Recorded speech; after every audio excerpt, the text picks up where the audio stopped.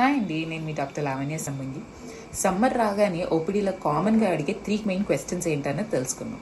First వచ్చేసరికి మా పిల్లలకి ఎంత ఎంఎల్ ఆఫ్ వాటర్ ఇవ్వాలి అని అడుగుతూ ఉంటారు. అదే మన బేబీ వచ్చేసరికి 6 to 9 months of age group అయితే 100 to 120 ml ఇవ్వాలి. And 9 months to 12 months of age గ్రూప్లో ఉంటే కనుక 200 to 220 ml ఆఫ్ వాటర్ ఇవ్వాలి.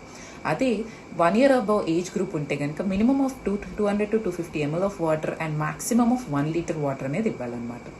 నెక్స్ట్ క్వశ్చన్ వచ్చేసరికి మా బేబీ ఎన్ని టైమ్స్ మినిమం యూరిన్ పాస్ చేయాలి, బేబీ హైడ్రేషన్ ఎలా ఉందా లేదా తెలుసుకోవడానికి అని అడుగుతారు.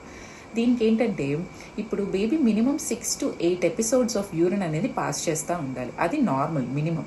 ఓకే, ఒకవేళ బేబీ 8 hours కన్నా ఎక్కువగా యూరిన్ పాస్ చేయలేదు అంటే కనుక ఖచ్చితంగా బేబీకి డిహైడ్రేషన్లో ల్యాండ్ అయినని అర్థం చేసుకొని ఖచ్చితంగా మీ దగ్గర ఉన్న పీడియాట్రిషియన్ని కన్సల్ట్ చేయాలి. అండ్ థర్డ్ క్వశ్చన్ వచ్చేసరికి మా బేబీకి డిహైడ్రేషన్ ఉందా లేదా అనేది ఎలా తెలుసుకుంటామనే దాని గురించి చాలామంది అడుగుతూ ఉంటారు. అది వచ్చేసరికి అందరూ కంపల్సరీ తెలుసుకోవాల్సిన ఇంపార్టెంట్ క్వశ్చన్ ఇది. మనకి మెయిన్ సైన్స్ ఏముంటాయంటే తల నుంచి కింద వరకు అబ్జర్వ్ చేస్తే మనకి పిల్లలకి ఇక్కడ రంధ్రం ఉంటుంది కదా, యాంటీరియర్ ఫాంటినెల్ అంటాం.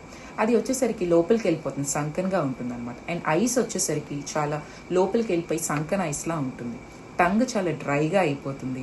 అండ్ మీరు స్టమక్ దగ్గర స్కిన్ పించ్ చేశారంటే ఇలా పించ్ చేసి చూసినప్పుడు స్కిన్ అనేది ఫాస్ట్గా రికాయిల్ ఉండదు, స్లోగా కిందకి వెళ్తుంది అనమాట. అండ్ యూరిన్ డార్క్ ఎల్లో కలర్లో ఉంటుంది. అండ్ బేబీ వచ్చేసరికి డ్రౌజీగా ఉన్నాడంటే ఇంకా సివియర్ డిహైడ్రేషన్లో ఉందని అర్థం చేసుకొని ఖచ్చితంగా మీ దగ్గర ఉన్న పీడియాట్రిషియన్ తీసుకెళ్ళాలి. సో ఈ సమ్మర్ అంతా పిల్లలకి చాలా ఎక్కువగా వాటర్, ఓఆర్ఎస్లు ఇవన్నీ బాగా ఇవ్వండి. So stay hydrated. Thank you.